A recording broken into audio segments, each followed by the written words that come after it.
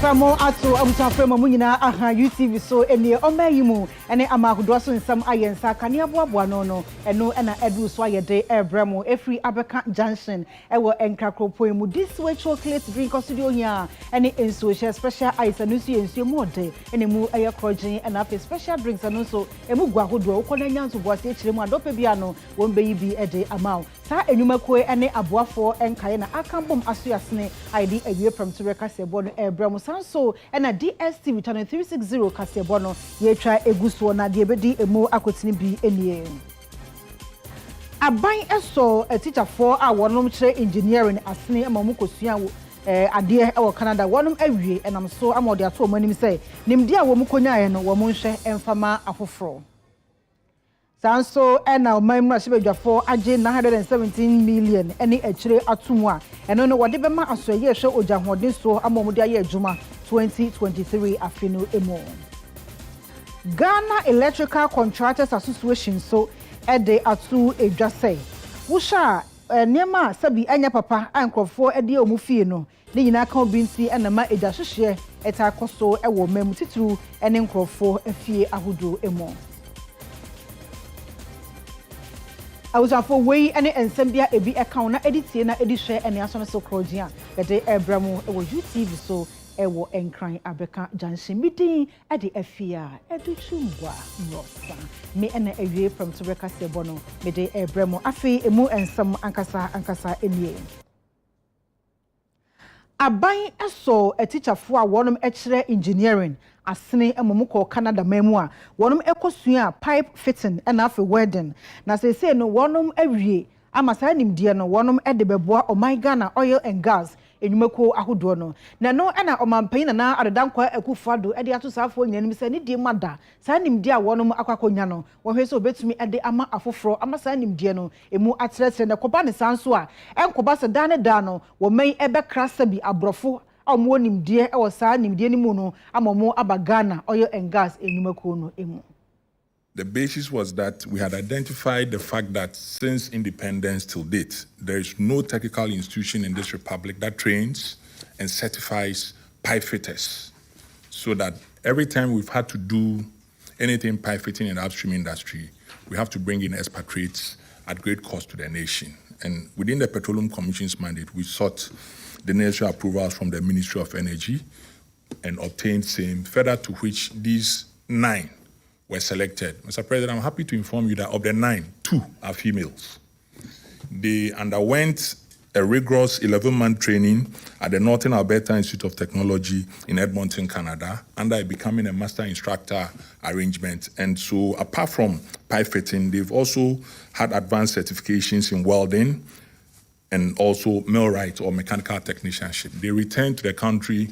in October this year, further to which we decamped them to go back to their respective institutions. Mr. President, these teachers were selected from Kekam Technical Institute, the Takrady Technical Institute, the Takrady Technical University, Cape Coast Technical University, Ho Technical University, Kofrida Technical University, and the Tamale Technical University. The overarching aim is that, having returned,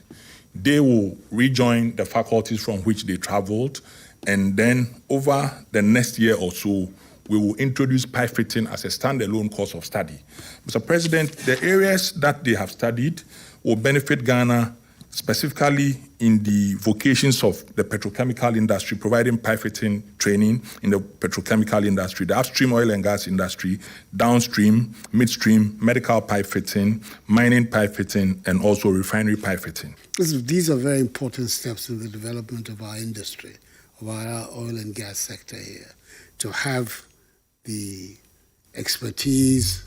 and skills that you're going to bring, which we have not had before. So you're pioneers, and you have the responsibility of pioneers, of making sure that those who are coming after you recognize the value of what you've done and what you are going now to do. And that you become models of excellence for all of those who you'll be teaching and hopefully bringing up to your standards. So I'm very, very happy There's a lot of investment being made by government in the development of the oil and gas sector. You know, you're very familiar with it. And part of that development is the large sums of money we pay for expatriate personnel. You're going to help us cut that down and also show that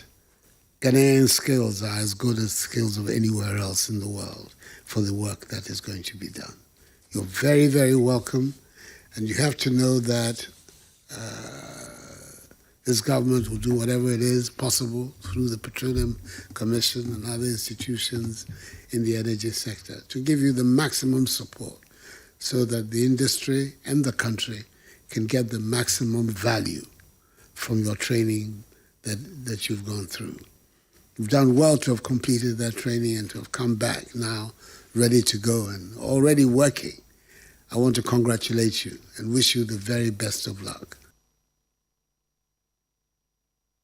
Sika 970 million any echere and aban atwa ato se nyame eya adoma 2023 afini mu no eno na asoye ehwe ojahoden eso Ministry of Energy wonom edebe ye adwuma enam so amasa sika yi o memra sebedwafo akeka won ho a wonom age atomo. Brief comment to thank you for the opportunity to support the Ministry of Energy for that sum of money, as noted by the chairman, 917 million, to support the activities of the Ministry of Energy. And Mr. Speaker, to further state that beyond the approval of this budget estimate, it lies within the powers of the Energy Committee on behalf of this House to further interrogate and inquire into payments to IPPs. So we expect that, Chairman, you and your committee must follow up on this matter, because we are now being told, after listening to the Honorable Edward Bauer, of monies being paid for fuel and money being paid for capacities. The amount of money being expended on independent power producers. And Mr. Speaker, I say so because even when the chairman himself took opportunity to contribute to the principles of the budget, he had stated, quoting a paragraph in the budget, that $12 billion was likely to be saved. So we are demanding value for money for all payments done to IPPs. Two, those of them whose contracts have expired. My concern is, what business do we have renewing those contracts? Somebody must convince me that if an independent power producer entered into a contractual relationship in the last 5-10 years, maybe when you had dooms or you had a challenge, why do you want to renew the contract? We want to understand. So beyond approval of budget, Chairman, you and your committee must come back and interrogate and make sure that you guarantee value for money for taxpayers' money as to what is paid to independent power producers. Mr. Speaker, my other curiosity will be to turn to page 6, paragraph 812, and to express my disappointment at the performance of the Ministry of Energy, Mr. Speaker, when it comes to extension of electricity. And Mr. Speaker, in that paragraph, item II, it reads, increase the national electricity access rate from 87.3% to 88.5%. This is abysmal, and we should not be commending you when communities such as Kakai and Surunasi or Andala-Sankura in the Kintampo area, or if you go to communities such as Beneyire in the Kumasa area in Sola, are still asking for electricity. And Mr. Speaker, you spend money this year, and I'm further going to refer, Mr. Speaker, to a table. And why, Minister, we are not satisfied with the performance of the ministry when it comes to expanding access to electrification. I thank you, Mr. Speaker. Mrashibe dofie chiame abedi echire a wodi nkan a ono aso ene bekwai mrashibe dwani a woni ononyamfo Joseph Osei owusu wakasa ememu no what the atu just say kabmam ka bi eye democracy aboa Ghana papa be say mfie aduasa nie ene ye say wo de emra Ghana yenje kabmam ka bi no entumu no etoto sade na niema esi kwaso amemu mu na enne wo hwe sade yaje kabmam ka bi atum na niema ekoso ye wo Ghana titiri amemu mu a wotimi se agitumu no aboa Ghana e wo niema bebre emo. But on the average, you will not get 30% of Ghanaians accepting that they have a responsibility to contribute. Indeed, rather it is our culture to persuade people to avoid paying taxes. That, in my view, is the biggest challenge, rather than the dreams of the things we build. The things we build are supposed to help us generate more income, generate more revenue, but when we make the money, we don't put back some into it. Rather than fearing that we should dream big, I should rather think that we should continue to dream big, but when we talk about the dreams, we should talk about how much it costs to provide the dreams and let Ghanaians know that it is up to them to provide the resources. My view is that democracy, however bad it is, ensures inclusiveness, gives opportunity to people who may never have been considered in anything, and indeed, in many respects, looking back the last 30 years, Ghana has done a lot better for itself. Parliament is to hold the government accountable, and increasingly, we overly concentrating on holding government to develop policies and programs as we've been striving for. We want to depart from the old regime of just ensuring accountability after allocations have been made, and now move to the level of engaging the executive in the development of policies and programs that will lead to the development of the country, as I said, equitably, sustainably, and also in order for us to be able to enhance the quality of life of the people that we govern. Thus far, at the ministry, we try to provide a platform that will move us beyond the haranguing that occurs on the floor of Parliament, to join ranks on a new platform that we have created, to be able to assess Parliament, as the Chief Director has said, to be able to assess the executive, to be able to assess the performance of the judiciary. In all this, I think the focus should be on transparency and accountability. Colleagues, let's resolve to strengthen the committee system. And once we do that, I guess we'll be able to uplift the performance and indeed the relevance of Parliament in our system. And when we have that, when we're able to strengthen the relevance of Parliament in the system of governance, any government then will be forced by circumstances of the times to live up to its responsibility. Yenyan ntiese se woko eye abibremu a mrase bedwa ewo ni nyina no Ghana pa ene ye de no edimu ne ebu ehomodin ewo yadwuma ye emu na saa ensemi Africa Parliamentary Monitoring Organization ena ede atudwa. The Open Parliament Index is a mechanism put in place to assess parliaments across Africa using the 3 criteria of open parliament. That is transparency, civic participation, and public accountability. This criterion has been chosen considering the standards of the Open Government Partnership, the OGP, the principles of parliamentary openness, and the Interparliamentary Union's IPU indicators for democratic parliaments. With an overall score of 63.03% to beat its closest rival, that's Cape Verde,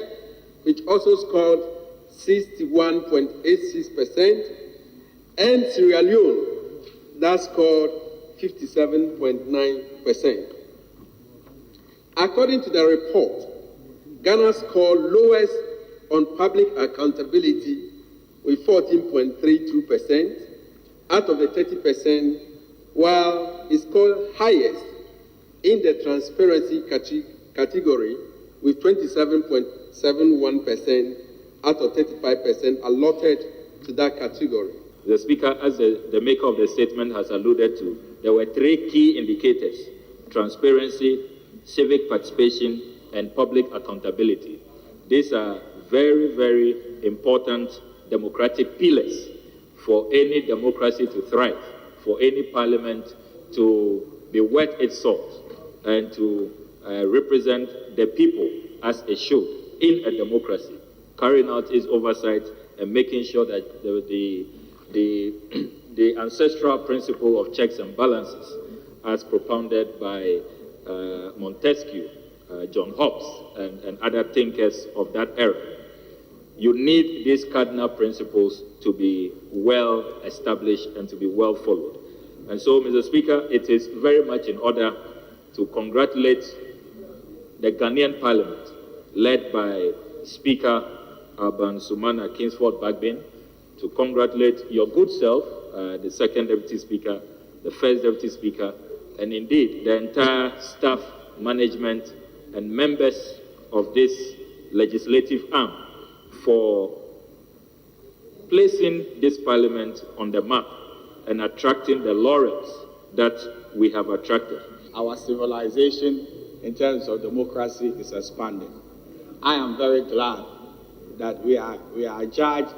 as the best in open parliament, and by implications our democracy is thriving. Let this democratic process continue, and at the heart of this democracy is the work of parliament. If you look at all that the United States of America has achieved, they call them the best nation in the world. Their democracy is very ancient. 200 years. We've just done a couple of years. If we do not have any interruption in this process, and we permit this parliament to be expanded in terms of meaning and substance, with able people sitting as speakers, Madam Speaker, I don't want to prophesy, the future of this great nation will be very, very bright. One year at on Fosu, Ewa Omei Emun, Woman Kabumko, a friend some Chofo Shemu, Asiano, one Ebo MPP, Babasu ye pass a brete webino, or banner to me atu and Yema ye, Amase said a sidino, Amodeno, air basro, we ama, Womucha said, Dutano Mutiano, a yadia, a buono, above for papa ye, Amomukom, Ahihawomo, and I'm so Amomonsu dia to just say, and I'm said Duta Womutiano, a buono abafumti, Womon swatted to on Yamanon so how much mu address at 30% at the Amawon customers. Sikano ejina baby a ejina yadia na yegidi yese kwan bia yebefa so ama eye yen customers ana onga ye no edidua no ate ase na omate eso senia ohamu ebupen aduasa no senia yaka no sa pepepe na yebeye pra ne kosoro dia ye ni bibia be yese yebesan apejai mu asa kosoro bio nti de yesre aban ne se ommo no homoden se de dollar no ebegina faako na ekosro na ebefom a edwadifo yesika SAE pa sanse edwomu a yenyina yewe okokra wonyema no efri abrochimem Canada obi de ne de efri UK obi de ne de efri China ebo ni nyina enyepede yenso enso hunu se kofi de aba akosia de aba amanso de aba no se wode na wante so a ebeka ewodem ama obi a odene de bayen asa ama na san yakọ akọkọ biem aba ama na akọ biem aba na wode no eda so ewo enu nti dia yesre ye nkrofo nyina ne se omomoden se omobeti nya ye kan ase na omotimi ateso ama edwadie no so etimi akọ ententem aye bibi ti se aye competition share shops are essence or banner, one say shops back no, and your money at home, and one at the next will be at home. And imagine, say me mark of media. Now me de GAB a lightweight, me de G 200 Ghana city. Nipano efi retail and a banner beto there. enya wo bo no na ye monopoly ye wo alternative enti se wo de na ye 200 na wo nyonko de ye 100 a ba mes wo be kofo ye 100 no enti se ne ye kan se enya nhyew but one kasa no as a business person I say when you proactive ye can we dey I encourage your members ne say send your dollar ne air kofom no amanfo start ya omo kra niema enche by next week next 2 weeks omo de dollar na e wo fom no ekoto ye no omo niema ne ba bedu saa time no na watete ne niema so won so niema wo se wonte so Ghana ni so a watese ya te niema so de la until say I reflect what how no so ma meto enti ne ye nyina ye tu ye hofo ne ya hye ye ho kran se eka no enya badeda enti ye stress ye njeja niema mu ne nko no watimi anya usika no back asan de abestarte nyame enaye na aye yadom se yetimi akọ back to baby a yegine enu enti ne ye sre aban ne se ne watimi ama yanim aye sre no ema no enso ho a onto aso ne ngina saa na ye ka yabo no yentimi en start and revive na nyame yadom na se niema koyia ebo bi a estefata bia no yenso be make sure se ye ne nyina no akabom na Ghana na timi akonanim Krobia asante kotoko hini otumfo se etu otosumienu akasa ede atodwa sai nananam hemfo ene wo mpanyufo a wonum ewo memu no asade ne asudie da omuso nyina ne se wode osompa emudo ebema omanfo na ebrekro no aso no se kobasa tokwa ena afenso wantwi element once bi ekoso omanfo entema obehwe asiesie ama omatumi anom asumdwe ebuamu eno ntino ebre asosa hemfo wo memu omo hwe epre asumdwe ena afenso ba koye ewo momanfo entem Krobia sante kotoko hini otumfo se etu abebio adanedi se ade a esese nananmo hemfo eda wa akoma so pa ne se obeboa wo manfo ama basabasa ye ne mentime ho ase ebekoso wo ntem no obetumi asiesie na asomdwe aye adwuma o se wo hini bia no ne edikan ewo wasede esese wo ye emu ene se obegye afoforo adwenkyere atomu na watimi aboa ede etu anamompa ama wo manfo enya mfaso ede afri so wo se wutie afoforo adwenkyere a eboa emebra wo tibia bia emu odin mu no wutimi nya adwenpa efri won ho eboa ma wutu eho anamon ene aginapa wode nsemi tu dwabra osai enhemfu bi ema won mo betena adwa so ewo santimantem ha ahemfu ene brenyase ehene ohene ba ya owusu ansa wodi kan ohene owo nkawie kuma ohene ba kwame akoto wodi kan ene ohene owo akwaboa na nakusi apau eno nti wo se won mo nhwe na wontu sa anamon no na aboa na wone wo manfo entena sumdwe mu wo ba no aseta pa na nche ola opanyino ya do ta wo wi awu mom na wo begimi amakro no nyina na bibiara oni wo mo ye ba ko na mo nyina mo ye makro me pa hanta kichidwe ebu ani anidie na wo so de me wo medi no kra no wo ye man mo nyamra konwa no tini nyina no fatu hofo wate ebra na ni wo mo nyina tate na buja panyi na hwe ni ye ehimfo a wo so aye no ene nsɛmtwerɛfoɔ kasai ba me ba no me ye se me peja enkawe kuma the dama kuma so ye education and hear me pa because without that no without addition no enti me peja kro no enti na addition education no and hear me pa and sanitation and abusia no so me bedi akoya no ibetwenchi bi ba intem enti mamoden ase me kai enyina bom yenya e ba ko na ya peja enkawe ene wiase akonanim ama yede enwoma ana chichiri man me be nyame adom ye krachi ni meti we school no miguso amenko na se me ko school na me di akonya na me hwe ama me manfo de sabe ebra omo ayebasa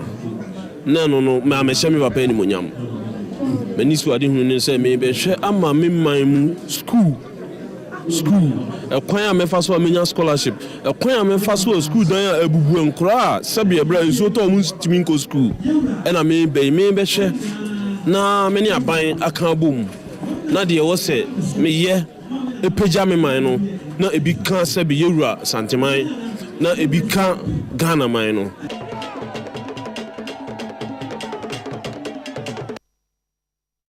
kane no ko sahwi dwaboso a kwaye ahodo ade ho no na manfo etai e de chainsaw machine bi si obokọ ho ekowura kwaye nimu kwaye brinto nimu ko bu nnua koton dia na kyese nya asem keto akra ne no e na forestry manager hodoma ne din e de owura Mark Edu jamfidi atodwa se afra se de safo no 14 wanche won kra gisi ancho ene ya ne aba okwan edu ne de wakogina court anisa wo monam sayo so aboa amasese de won ne ana de woni bu ho asafo hene etam chainsaw machine e de so onko ho ekowura kwaye mu wo sahwi dwabo so honum ekobu nnua koton die no wo mo so ate papa so no ase ntuye na mnyini se ase betime tukura na mom abafom wo de toto last year ho a betime akase abafom last year na ye a lot of prosecution betime akase prosecution ye o court no eno so aboa ye kwan bi so nipa bi no ma na omo agi forest no aboso eduru ba bi kure na ba bi o ha yentimi kono this year ya huni sa to say yentimi ko ba bi ya na mom ye how kakra ye ka ene nipa dodo a eni afa bushfire se what district ha no ya na nyema mienu na etade ba ko ye omo ko ahayo chenechenofo no mo hu se nkrama di omachi na omo bokusie na omo kusie ni pia no majaja no ho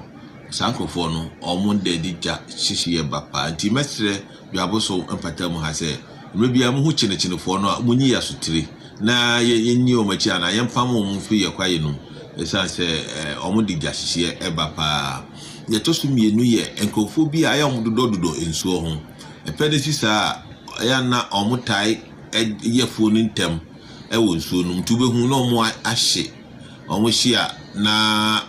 age wo nsam na akowura enkofo kokoo ne enkofo forest mu nti eno so mestre se ye behye afuo bia ye mo fire service for amane na your fire volunteers am betimi aboai ame ahye yemfu na ewo nsuo mu na epese ye don tem no afezu so mo do nsuo mu pe no emra ma ho kwan se obetimi ado within 50 meters I call river bank no nti omo do nsuo mu pa no so ye chi omo a ye ba biem ya emra na ni a kire omo e wo court.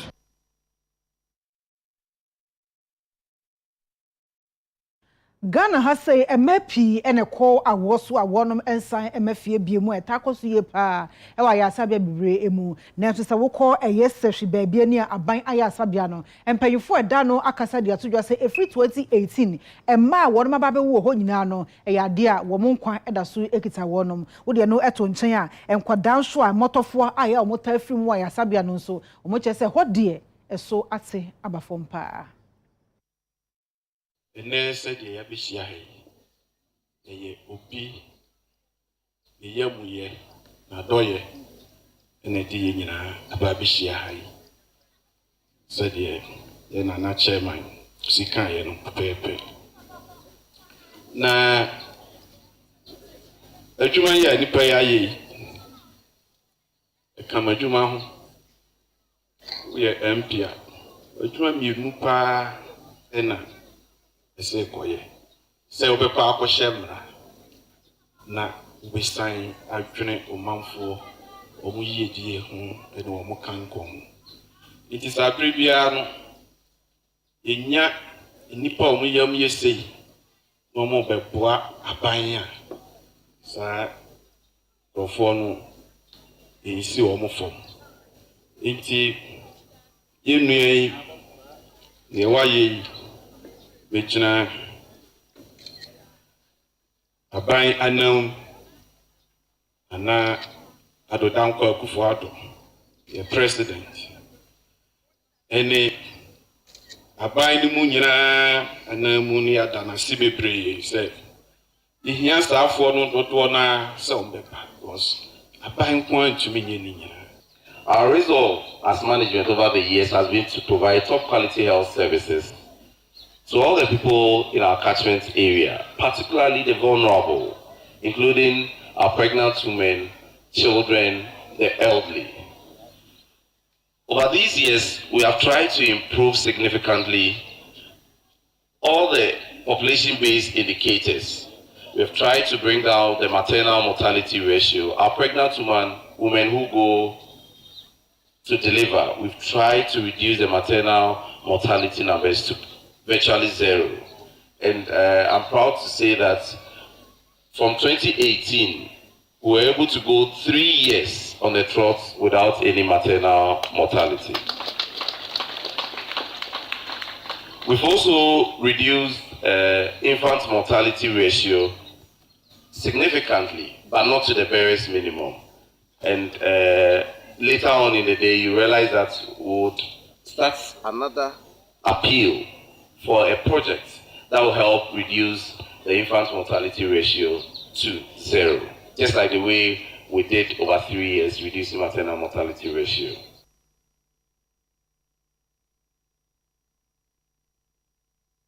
I was on 4 years work as a bono so in Sutamai Catholic Senior High School, a headmistress Odano, Mami Victoria, Akasa Ede at the Sede Ato Abain, and after 1 year one some year na impempi, one to meet one sa, it may be to me as soon 1 year a yamwaso and himself, dear mother, one mama dear say or bet to me aqua momo essence school no, what how the door noa and a air tata woman, I'm so a massa or how no, I will see a quiet ewa adisuya, and the additure and canco a home. The no no chess school no moti and fear during 50 years in ye. Now how I know Mushia sat time no business our hano and I saw her omuni classroom papa bia ko date na mu esuan de dormitories enkoye wo de no to nchen a ensuo kura no to de bia na ho aye den e de ama wo ma no sa ban amamu a ene ma hyeda nkoye emfama wo mo Nyankopon adoma ye no crisis school na nyemfie aduonum na nso still almost start school na ensuo problem e wo ho e da so a wo ho ya susumu batusumu a edu opebre no a na etwa Ghana Water Works nsuo omo pipes e wa ha batema nti borehole na school na nkasa adrele but school na sase nso no borehole no tu ema nti ya two from distance na ya mechanize aiba edu part of the season of the year na nsuo no kra eba nsa na nkara na mabonten e pensuo nti nsuo na samne de e ha empa yetiminya lasting solution be my ya nke pepa nti yesre adofo omeboayen the district assembly ene individuals bi a womo nsamuye me yadom no muntutu ebi nka ho emaye ne me ka tro mo ane se mfi aduonum de enye adeketoa se nipa kora wote ho na wotuminya mfi aduonum a na je say great achievement school no nso start ye nyina 25th anniversary kwa omo ntimi ani yentumi ani 40th anniversary ntinyakopon abie kwan ama nne ahoboa agukwan so say ye 50th anniversary am all students ani kroma ni adofo friends of the school ni nyina say omo nso yasene no mo moye sikasem widen enti program aye ye hyeda nya any sponsorship bia esradofo so me moa na nka ye blocks aye ye fini nyina mbeso yasene mu a yetumi adi e de aye anniversary no grand deba no amana ye fe so and a headmaster a won kwanta Methodist Basic School mu Michelle Owura Johan George Akwa enso ade atudwa say wo ba omusuku mu ho na omupom ho a say the teenage pregnancy emperwanyin esi koso no te say enwanwa pa kodai nyenyenyem ro fo a te say wo dworo ho a wo hyada entia se no na ode ato obi bia nim say yemoa se beye na sa emperwanyin a ekoso e wo school ho no eto obetumi etwa Ola no munyi se maria no munyi se no na eya me ya bebre esan se Dr. Agriculture mi osi utiti be ma utiti ankrankre ba utiti oba utiti o man munyi nyina esan se ma wa abadaye ma ne hwefi nti e ma nya nimdi a obetumi apra o man ene me ka se Tanzania o man pani no yoba ne kura wa hye Kai di independence ni nyema ni na yemfa nkosi hospital yemfa bi nkosi school dan eni tra abadaye e wo men nti ya ntiti ye ma no ni ejo mo saa teenage pregnancy no be dos dan ye sim meni he is over 50 years old the ocean so am so walk around when we send ya is here and can kabia one honeymoon sisi abaye death trap ya nya careful adako yo ho ade grade so anything na me stress o mo hwe no me hu bibie ni ya ma ye nsan se nkola no so no mo ye dache leaders dache credit na se ya hwe ya nto ye bo anyo mu yi a o mu ni a On home so baba be yam penny bonny with me.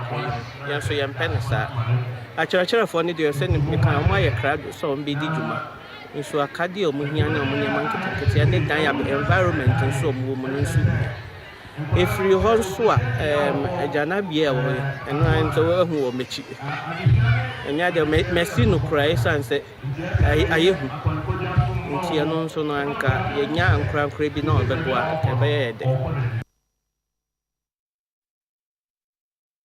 Best Point Savings and Loans adwumakuo no afiwe wamo aye Caros Night bi adonyakopo twediam ponse se wakrakro mu a efi afi ahyase bepem afi aweye ama wonom antiboni bi ekowi asempo wamo mu adwuma etumi akoso ye na omode osompa mu donso ama wonom customers nyina. Best Point Savings and Loans, Caros Night, Tosumi, no, de share so no aseno, and a managing director, Wada Wamano, Dr. Fred Safokantanka, Ebefa Quenya so dia Seda mu do, Aseda any cabia, Equadiama Bassa, Yadom Yanko Pono, 1 pen so the Best Point Savings and Loans, Jumekua would washita or Magan and Triasuinano, Ababedru, Wamujumedi and Semu, was say, customers and so, Womunti minimum Pemuda, Esan say, Mabua Wamo and Omotumedum Pempen so Modri, a Viempinania June 2020 dear, watch us one by the dam of form say esan say ebra COVID-19 ni unity ebe ya age aboso wi ase nyina na etwe adasa aboso ekokopie mu asamna do na emanwumeku awodo ehihim na ni nyina so na ma oman ne kura sika sam na gigaye no mansa ne montoma mo de pam montoma no da emomotimi anyina drumpempen so say ye sie ni keja eni aseda ya nemo aye adwuma mfi awotwe next year January near the 9 years. I feel we wish you Merry Christmas. Ne da o mase so many aye adwuma. Na next year so botaya da akoma so say ye beboa your customers. Na the entire o makoma so bia so etima ye ni omba ye adwuma. The ekoso nyina ye nyina yate. Nanso ye wo hanko ade ye wo ha my customers. Remember the ekoso nyina it doesn't affect fixed deposit, it doesn't affect savings. Enti interest investment aso now be ju sika and now person roll over oba now pe sika nkwa on sabeka on sika ya nim abai ni a problem bia yen there o fixed deposit bia or bia savings bia bia mature ohia yensa on sabeka on sika nyina Titire ni the Best Point Savings and Loans abedwoku owura Isaac Kwadwodan Sudodu wono so den nsem ni bi eto so say I want to assure you that the board will always be committed to giving sound guidance that will enable Best Point Savings and Loans grow and to get to the next level. The challenges ahead of us in 2023 might be daunting, but we will continue to collaborate with management to promote corporate objectives and staff development goals. Eno hwe e na customers nso omba be piem wo dwumade no asenso yeje wo nso anu disem Best Point for me je musika me de ye adwuma me koso me nyesika no kra bebre nti na nka me mpode na nka de bia na nka me se obia mpomra Best Point na nka o ma sika Best Point a bank papa and nsa me decide say me nko bank bia bio me save for Best Point. Oh, me Best Point and started here. It started from day one. And I was the first person I deposited fixed deposit. And since then I've been working with them and there are two great also. Omo hwe me ye bibia me ka bia omo pueti. Nti omo dia me no omo ana.